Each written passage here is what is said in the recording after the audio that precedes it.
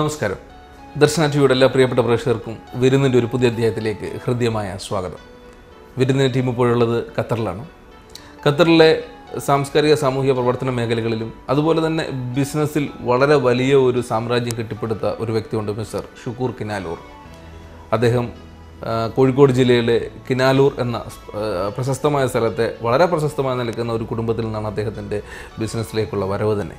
തീർച്ചയായിട്ടും ഇന്നത്തെ എപ്പിസോഡ് ധന്യമാക്കുവാൻ നമ്മുടെ അതിഥിയായിട്ട് എത്തിയിട്ടുള്ളത് മിസ്റ്റർ ഷുക്കൂർ കിനാലൂരാണ്. അദ്ദേഹത്തെ വളരെ ആദരപൂർവ്വം സ്വാഗതം ചെയ്യാൻ വരുന്നതിലേക്ക്. സാർ നമസ്കാരം.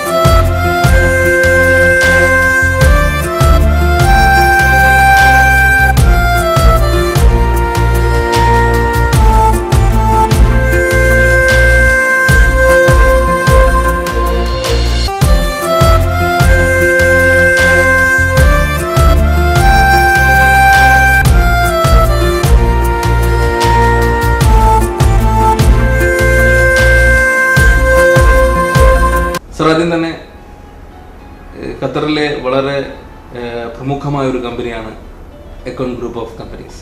അതിൻ്റെ മാനേജിംഗ് ഡയറക്ടറാണ് താങ്കൾ. താങ്കളുടെ കുടുംബം തന്നെ കോഴിക്കോട് ജില്ലയിലെ കിനാലൂരിലെ വളരെ പ്രശസ്തമായ ഒരു കുടുംബത്തിൽ നിന്നാണ് താങ്കളുടെ വരവ്.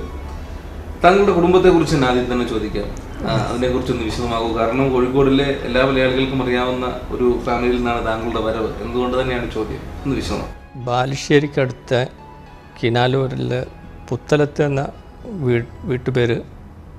എൻ്റെ ഫാദറുടെ പേര് അബൂട്ടി ഹാജി. എൻ്റെ ഫാദർ കോഴിക്കോട് വലിയങ്ങാടിയിലെ ഒരു കൊപ്ര എക്സ്പോർട്ട് ആൻഡ് ഹോൾസെയിൽ ബിസിനസ്സുകാരനായിരുന്നു. ഇപ്പോൾ 2 വർഷം മുമ്പാണ് മരണപ്പെട്ടത്. എനിക്ക് എൻ്റെ ജീവിതത്തിലും ബിസിനസ്സിലും എല്ലാം എൻ്റെ റോൾ മോഡൽ എൻ്റെ ഫാദർ തന്നെയായിരുന്നു. സാറിൻ്റെ ഫാദർ ചെയ്തിരുന്ന ബിസിനസ് എന്ന് പറയുന്നത് ഈ കൊപ്രയുമായി ബന്ധപ്പെട്ടിട്ട് വളരെ വലിയ വ്യവസായം തന്നെയാണ്. എന്നിരുന്നാലും താങ്കൾ വളരെ വ്യത്യസ്തമായ മേഖലയിലാണ് ബിസിനസ് ചെയ്യുന്നതും ഖത്തറിൽ താങ്കൾ ചെയ്തിട്ടുള്ള എല്ലാ സംരംഭങ്ങളും വൻ വിജയത്തിലേക്ക് പോകുന്നതും. എന്തായിരുന്നു ഒരു ഒരു മാറിച്ചിന്ത, ഒരു മാറ്റി ചിന്തിക്കണം എന്നുള്ളൊരു തോന്നലുണ്ടായത് എങ്ങനെയാണ്? നാട്ടിലുള്ള ഏത് ബിസിനസ്സും, അതായത് ഞാൻ ആ ബിസിനസ്സിൽ എനിക്ക് ഇൻട്രസ്റ്റ് കുറവായതുകൊണ്ട് ഞാനെപ്പോഴും ഗൾഫിൽ ബിസിനസ് ചെയ്യാനായിരുന്നു അന്ന് ചെറുപ്പത്തിലെ എൻ്റെ ആഗ്രഹം. അതുകൊണ്ട് എൻ്റെ വാപ്പാൻ്റെ ആ ബിസിനസ്സിലേക്ക് പോവാതെ ഞാൻ ഗൾഫിൽ എൻ്റെ വിദ്യാഭ്യാസം കഴിഞ്ഞ ഉടനെ നേരെ ഗൾഫിലേക്ക് വന്ന് ബിസിനസ് ചെയ്യണമെന്നല്ല അതേ ലക്ഷ്യത്തോടു കൂടി തന്നെയാണ് ആദ്യം ഇങ്ങോട്ട് വന്നതും.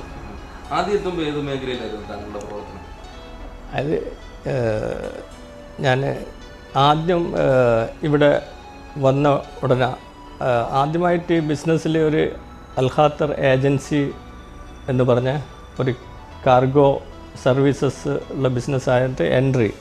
പിന്നെ ഒരു ബിസിനസ്സിൽ മാത്രം സ്റ്റിക്ക് ചെയ്യുന്നത് എനിക്കിഷ്ടമില്ലാത്തത് കൊണ്ട് അപ്പോഴേ ഞാൻ ഈ ഡൈവേഴ്സിറ്റി എങ്ങനെ ഡൈവേഴ്സിഫൈ ചെയ്തിട്ട് ഈ ബിസിനസ് ഏതൊക്കെ ആക്ടിവിറ്റിയിലേക്ക് കൊണ്ടുപോകാമെന്നുള്ള, അപ്പോൾ ഞാൻ അതിനെപ്പറ്റി പഠിച്ചതിന് ശേഷം എൻ്റേതായ ഒരു കൺസെപ്റ്റ് ഞാൻ അത് വിജയകരമാക്കണമെങ്കിൽ ഒരേ ഒരു കൺസെപ്റ്റേ നടക്കൂ.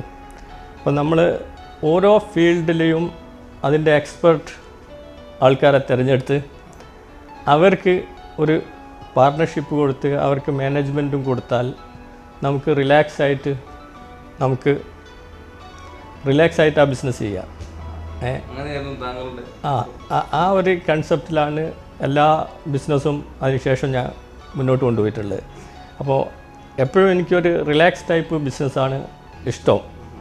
അപ്പോൾ നമ്മൾ ഈ ഒരു ഇതിലെന്താണെന്ന് വെച്ചാൽ ബിസിനസ്സിൽ ടെക്നോളജി 90% ആൾക്കാർക്കും ടെക്നോളജി ഉണ്ടാവും, 10% ആളത്തെ ക്യാപിറ്റലും ഇൻവെസ്റ്റ്മെൻറ്റും ഉണ്ടാവും. അപ്പം ഈ ക്യാപിറ്റലും ടെക്നോളജിയുള്ള ആൾ വളരെ കുറവായിരിക്കും. അപ്പം ആർക്ക് നമ്മൾ ഒരു ടെക്നോളജി ഉള്ള ആൾ ഈ ക്യാപിറ്റൽ ഇൻവെസ്റ്റ് ചെയ്യാൻ പറ്റുന്ന ആളും കമ്പൈൻ ചെയ്യുമ്പോഴാണ് ഒരു ബിസിനസ് ഡെവലപ്പ് ആകുന്നതും സക്സസ് ആകുന്നതും. അപ്പോൾ അതുമാത്രമല്ല, എൻ്റെ ഒരു പ്രാക്ടിക്കൽ എക്സ്പീരിയൻസിൽ നമ്മളെ 75% ആൾക്കാരും അത് ഈ ഒരു കൺസെപ്റ്റ് എനിക്ക് തോന്നുന്നത് കൂടുതൽ സക്സസ് ആയി ബിസിനസ്സിൽ സക്സസ്. കാരണം നമുക്ക് 100% നമ്മളെ സ്വന്തമായിട്ട് പ്രോഫിറ്റ് കിട്ടുന്നതിലേക്കാണ് അധികം നമ്മൾക്കതൊരു 75% ആണെങ്കിലും അതായിരിക്കും ബെറ്റർ. ഇത്രയും ഒരുപാട് ബിസിനസ് താങ്കൾക്കുണ്ടെങ്കിൽ തന്നെയും ഈ ബിസിനസ്സുകളിലേക്ക് എല്ലാം തന്നെ അതിൽ പ്രാഗൽഭ്യം നേടിയവരാണ് വരുന്നു എങ്കിൽ തന്നെയും ഇതെല്ലാം മാനേജ് ചെയ്യുക എന്ന് പറയുന്നത് ഒരു ഭാരിച്ച ഉത്തരവാദിത്വമല്ലേ? കാരണം നമുക്കതിനെക്കുറിച്ച് ഒരു അറിവില്ലാതെ പ്രവർത്തിക്കുകയാണെങ്കിൽ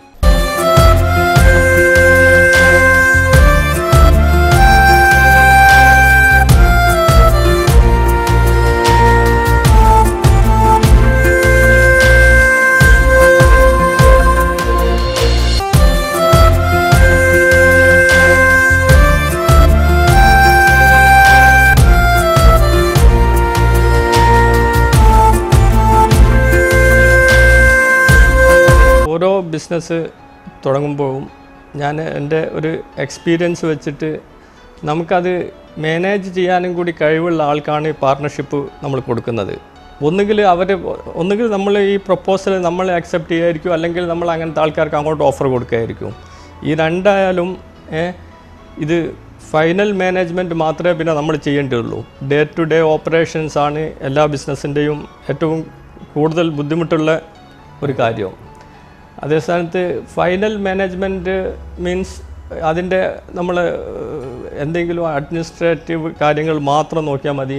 ഓപ്പറേഷൻസ് മുഴുവനും അവർ മാനേജ് ചെയ്യുന്നത് കൊണ്ട് അതൊരു ബുദ്ധിമുട്ടുള്ള കാര്യമല്ല. എന്നെ സംബന്ധിച്ചിടത്തോളം അതാണ് ഏറ്റവും എളുപ്പവും. അക്കൗണ്ട് ടെക് എൻജിനീയറിംഗ് ഒരു MEP A grade ISO certified കമ്പനിയാണ്.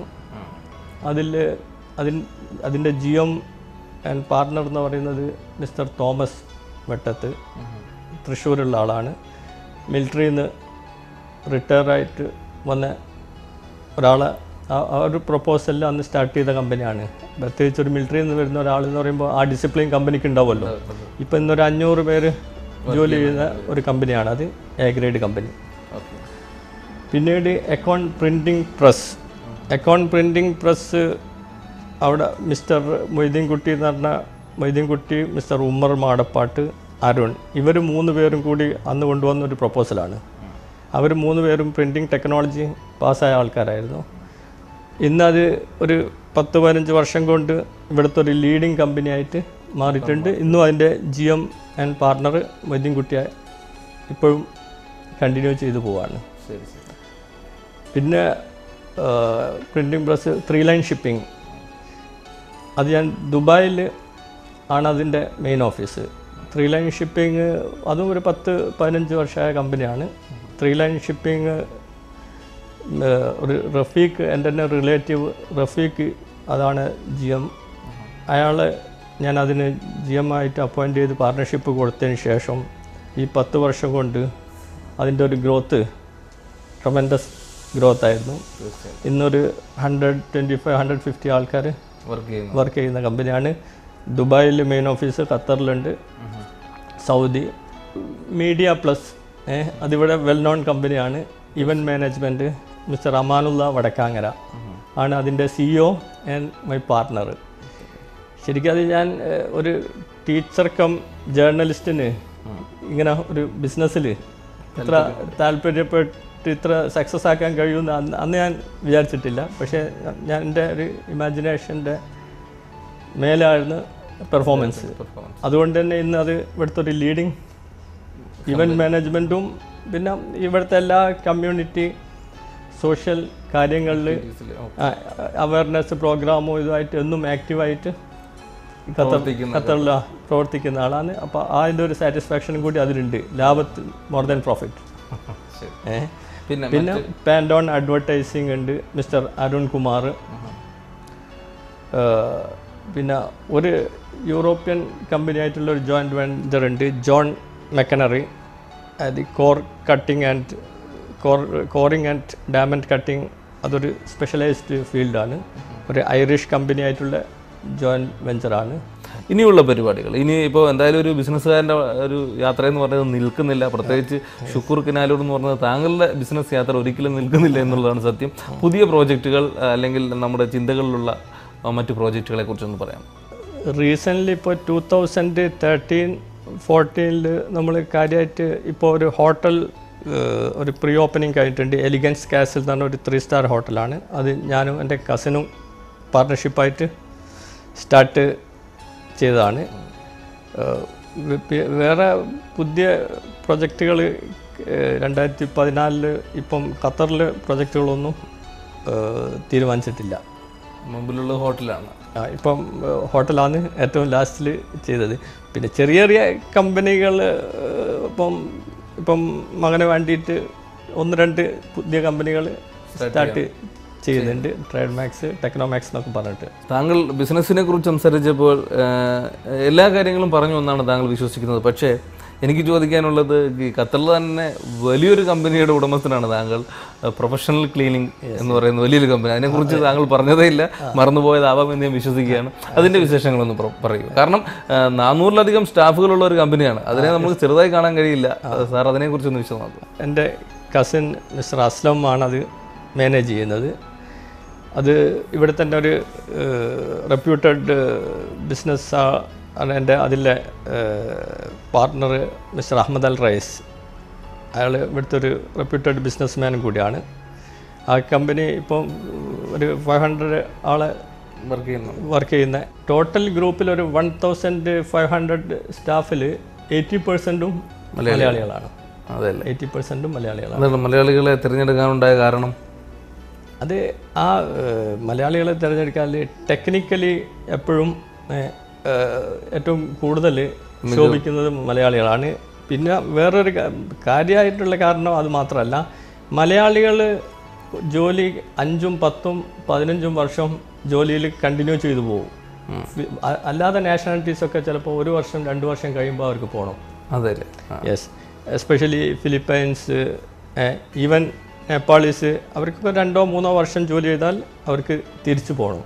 പക്ഷെ മലയാളികളിലെ ഈ ഒരു അഡ്വാൻറ്റേജ് ഉണ്ട്, അത് അവർ കുറേ വർഷങ്ങളോളം ജോലി ചെയ്യാൻ തയ്യാറാണ്. പക്ഷെ എന്തുകൊണ്ടാണ് നാട്ടിൽ ഇത്തരം ഒരു ഐഡിയാസ് ഇംപ്ലിമെൻറ്റ് ചെയ്യാത്തതിൻ്റെ കാരണം? നാട്ടിൽ അല്ലെങ്കിൽ താങ്കളുടെ മറ്റു പ്രോജക്റ്റുകളെ കുറിച്ചൊന്ന് വിശദമാക്കാം. നാട്ടിൽ ഇവിടുത്തെ ബിസിനസ്സും നാട്ടിലെ ബിസിനസ്സും എൻ്റയർലി ഡിഫറെൻ്റ് ആണ്.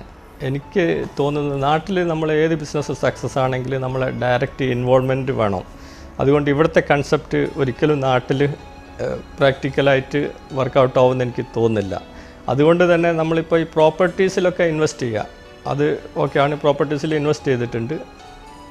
ഇപ്പം നമ്മൾ മെയിനായിട്ട് ഇപ്പം ഒരു 4 സ്റ്റാർ ഹോട്ടലിൻ്റെ പ്രൊജക്റ്റാണ് ഇപ്പം ഞാൻ കോഴിക്കോട് ബേസ് ചെയ്ത് ഉദ്ദേശിക്കുന്നത്. എവിടെയാണ് സാർ? എങ്ങനെയാണ് അതിൻ്റെ പ്ലാൻ? അത് കോഴിക്കോട് ബൈപ്പാസിലാണ്.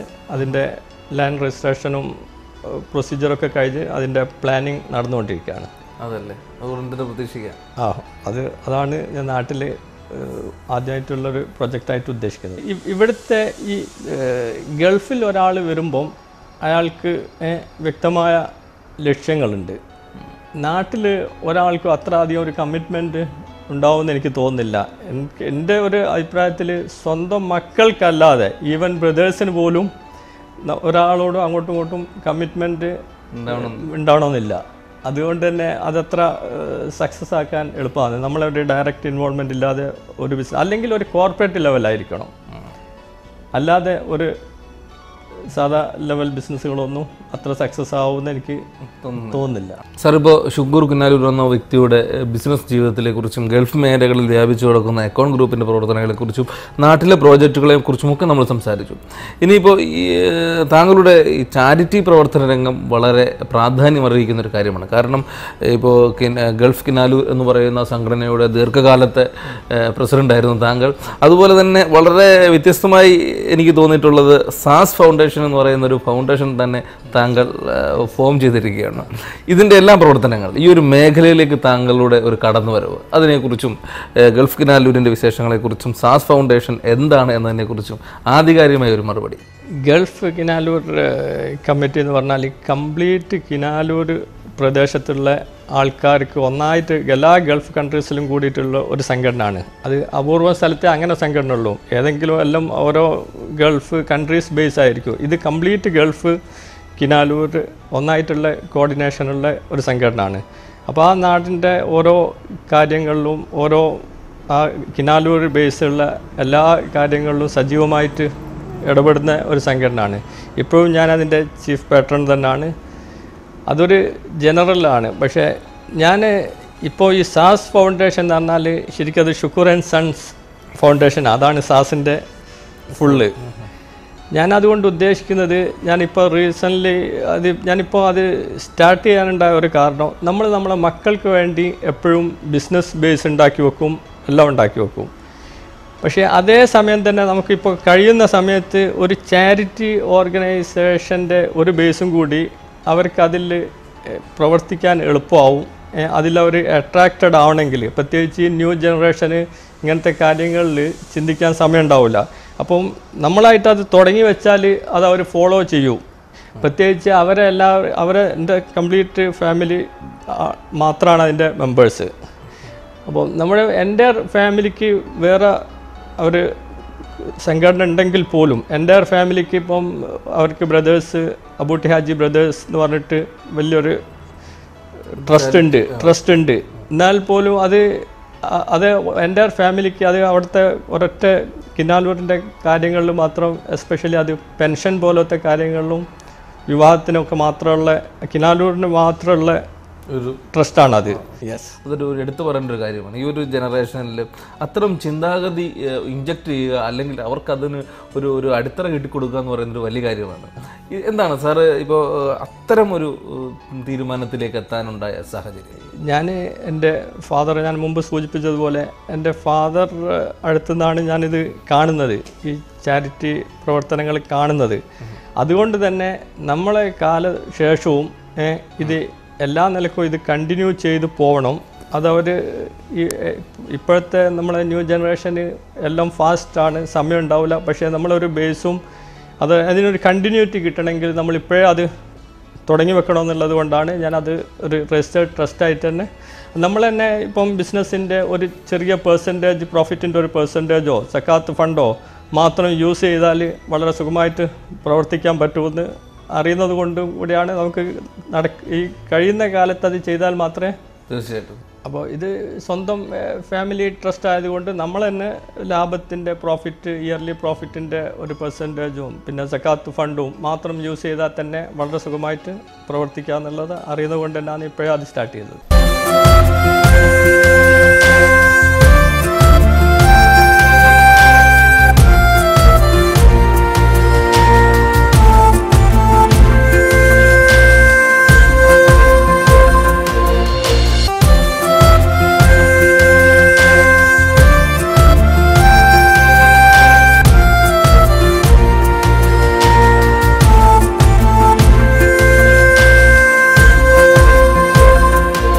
ഇനിയിപ്പോൾ താങ്കളുടെ കൂടെ, താങ്കളുടെ ഒപ്പം, താങ്കളുടെ ജീവിതയാത്രയിൽ ആരൊക്കെയാണ് ഉള്ളത്? അതിൻ്റെ വിശദമായ വിവരങ്ങളൊന്ന് പറയാമോ?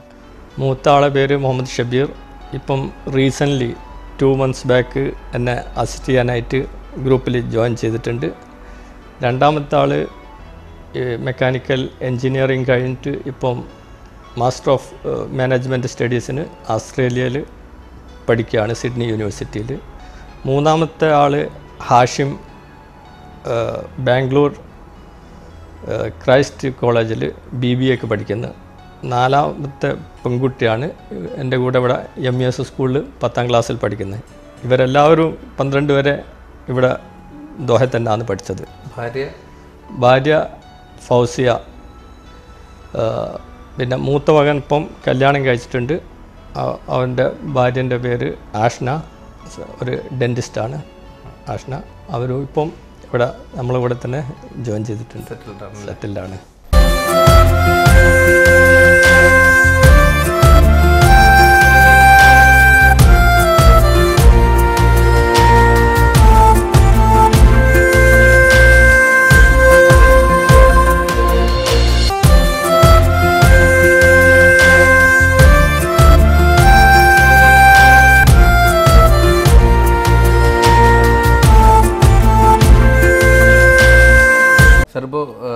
ബിസിനസ്സിൽ താങ്കളോടൊപ്പം ജോയിൻ ചെയ്തിരിക്കുന്ന മിസ്റ്റർ ഷബീർ, താങ്കളുടെ മൂത്ത മകനാണ്.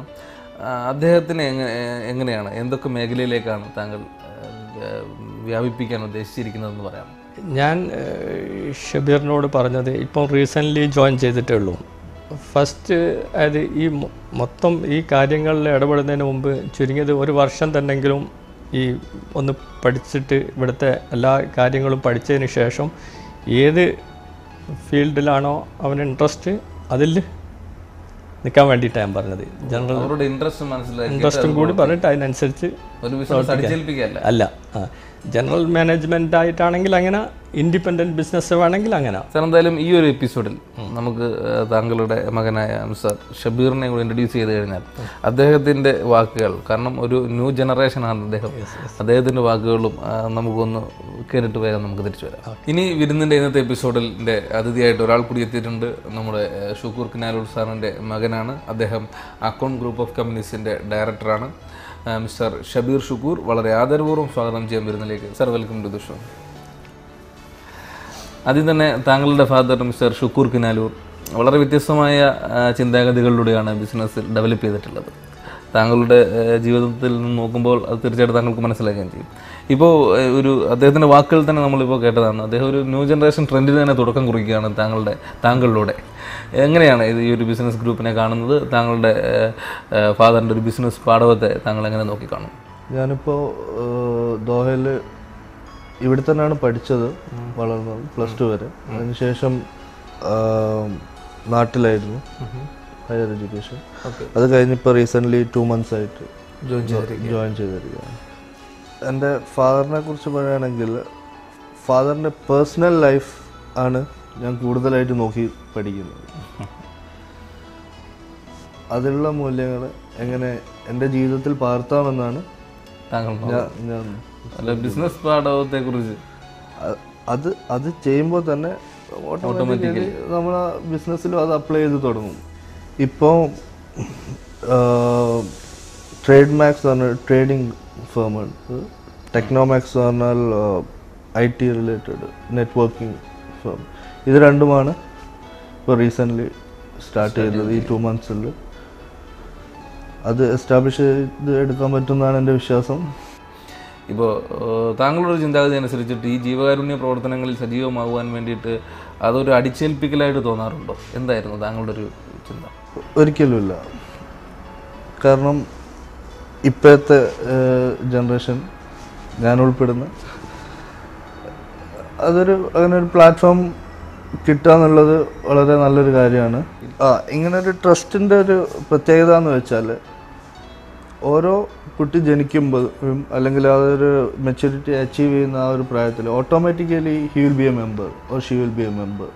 ഓക്കെ.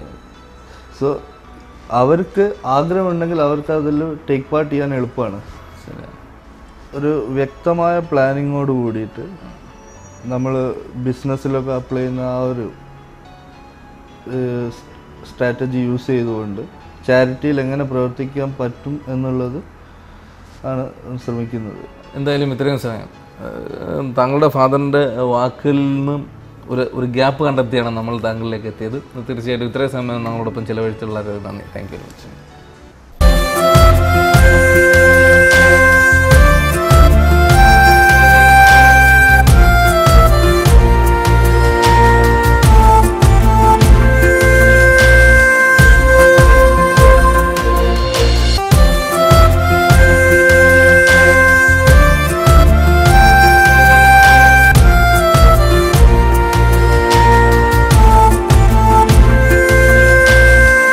എന്തായാലും മിസ്റ്റർ ഷബീറിൻ്റെ വാക്കുകൾ നമ്മൾ ശ്രദ്ധിച്ചു. കാരണം ന്യൂ ജനറേഷണൽ ബിസിനസ്സിൻ്റെ ഐഡിയാസ് വളരെയധികം ചിന്തിക്കുന്ന വ്യക്തി കൂടിയാണ് അദ്ദേഹം. പിന്നീട് അദ്ദേഹത്തിൻ്റെ വാക്കുകളിലും ഫാദറിനെ കുറിച്ച്, താങ്കളെക്കുറിച്ച് ആധികാരികമായി പറയുകയുണ്ടായി.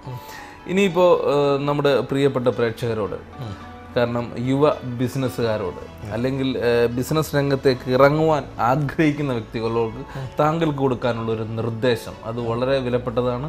കാരണം മൾട്ടിപ്പിൾ ബിസിനസ് കൺസെപ്റ്റിൽ വൻ വിജയത്തിലെത്തി നിൽക്കുന്ന ഒരു പ്രമുഖനായ മലയാളിയോടെയാണ് mister Shukkur Kinalur.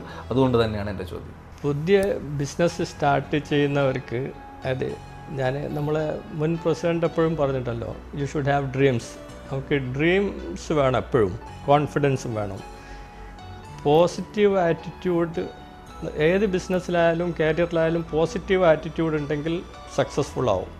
Hard work എന്ന് ഉദ്ദേശിക്കുന്നത് നമ്മളിപ്പോൾ ഒരു 14 മണിക്കൂർ ജോലി ചെയ്യുന്ന ആ ഒരു രീതിയിലല്ല. ബിസിനസ്സിലെ ഹാർഡ് വർക്ക് എന്ന് വെച്ചാൽ sharp work in a smart way എന്നാണ്. അതാണ് അതിൻ്റെ ഹാർഡ് വർക്ക്, ബിസിനസ്സിലെ ഹാർഡ് വർക്ക്. മറ്റ് ഹാർഡ് വർക്ക് നമ്മൾ സാധാരണ 14 മണിക്കൂറും 15 മണിക്കൂറും ജോലി ചെയ്തതുകൊണ്ട് ആരും സക്സസ് ആയിട്ടില്ല. അതാണ് അപ്പോൾ വളരെ കറക്റ്റായിട്ട് അതാണ് ആ ബിസിനസ്സിലെ ഹാർഡ് വർക്ക്. അത് ഒന്നുകൂടി ഞാൻ ആവർത്തിക്കാം. ഹാർഡ് വർക്ക് എന്ന് വെച്ചാൽ അതൊരു smart way, sharp work in a smart way എന്നാണ്. അതാണ് ബിസിനസ്സിലെ ഹാർഡ് വർക്ക്. അപ്പോൾ ഈ ക്വാളിറ്റി ഉണ്ടെങ്കിൽ ആർക്കും ഒരു ബിസിനസ് സക്സസ് ആക്കാൻ കഴിയും. പക്ഷേ എന്നെ സംബന്ധിച്ചിടത്തോളം ഒരു സക്സസ്ഫുൾ ബിസിനസ്മാൻ എന്ന് പറയുന്നത് വെറും ബിസിനസ് സക്സസ് ആക്കുന്ന ആളെ പറ്റിയല്ല. എൻ്റെ ഒരു വ്യൂവിൽ ശരിക്കും ലൈഫും കൂടി സക്സസ് ആണെങ്കിൽ മാത്രമേ ഒരു ശരിക്കുള്ള സക്സസ്ഫുൾ ആൾ, പ്രൊഫഷണലായാലും ബിസിനസ്സുകാരനായാലും. അതിന് നമ്മളെന്താ അറിയുമോ, എപ്പോഴും ഈ ഹെൽത്തി ലൈഫ് സ്റ്റൈൽ, രണ്ടാമത്തത് ഫാമിലി റിലേഷൻഷിപ്പ്, തേർഡ് കരിയർ, ഇത് മൂന്നും കൂടി മെയിൻറ്റെയിൻ ചെയ്ത് പോകാൻ കഴിയുന്ന ഒരാൾക്ക് മാത്രമേ സക്സസ്ഫുൾ ബിസിനസ്മാൻ ആവും, അല്ലെങ്കിൽ സക്സസ്ഫുൾ പ്രൊഫഷണലാകാൻ പറ്റൂ. അല്ലാതെ നമ്മളൊരു മില്യൺസ് ലാഭം ഉണ്ടാക്കിയാൽ അയാൾക്ക് ചിലപ്പം കിടന്നുറങ്ങാൻ കഴിയുന്നുണ്ടാവില്ല. അല്ലെങ്കിൽ നമുക്കറിയാലോ, വളരെ ഇപ്പം ആക്ടേഴ്സോ ആരായാലും പൊളിറ്റീഷ്യൻ ഏതായാലും ആ ഫീൽഡിൽ സക്സസ്ഫുൾ എന്ന് പറയണമെങ്കിൽ അവർ പേഴ്സണൽ ലൈഫിലും കൂടി, അതിൻ്റെ ഒരു വ്യൂ ആണ് ഞാൻ പറയുന്നത്, പേഴ്സണൽ ലൈഫിലും കൂടി സക്സസ്ഫുൾ ആണ്. ഇത് മൂന്നും കൂടി കമ്പൈൻ ചെയ്ത് മെയിൻറ്റെയിൻ ചെയ്ത് പോകാൻ പറ്റുമെങ്കിൽ 100% he will be successful, not only in his career but in the life. Sir, എന്തായാലും ഇത്രയും സമയം വിരുന്നിൻ്റെ എപ്പിസോഡ് ശരിക്കും ഒരു അതിഥിയാൽ അദ്ദേഹത്തിന് താങ്കളുടെ വാക്കുകളാൽ ഒരു വിരുന്ന് തന്നെയായിരുന്നു ഇന്നത്തെ എപ്പിസോഡ്. കാരണം ഓരോ വാക്കുകളിലും താങ്കളുടെ ജീവിതത്തിൽ താങ്കൾ കാണുന്ന വിശ്വാസവും ആത്മാർത്ഥതയും ഹാർഡ് വർക്കും സിൻസിയാരിറ്റിയും ഒക്കെ തന്നെ താങ്കളുടെ വാക്കുകളിൽ വ്യക്തമായിരുന്നു. ഒപ്പം താങ്കളുടെ എല്ലാ ബിസിനസ്സും, അക്കൗണ്ട് ഗ്രൂപ്പിൻ്റെ എല്ലാ ബിസിനസ്സുകളും, ഇനി ഭാവിയിൽ വരുന്ന മറ്റു പ്രോജക്റ്റുകളും, ഒപ്പം സാസ് ഫൗണ്ടേഷൻ്റെ എല്ലാ പ്രവർത്തനങ്ങൾക്കും ഞങ്ങളുടെ ഹൃദയംഗമായ ആശംസകൾ അർപ്പിക്കുകയാണ്. എല്ലാം വൻ വിജയത്തിൽ തന്നെ എത്തട്ടെ എന്ന് പറയുന്നു. ഒരിക്കൽ കൂടി ഇത്രയും വിലപ്പെട്ട സമയം ഞങ്ങളുടെ വിരുന്നിൻ്റെ പ്രേക്ഷകരുമായി ചെലവഴിച്ചതിൽ വിരുന്നിൻ ടീമിൻ്റെ ഹൃദയംഗമായ നന്ദി. Thank you.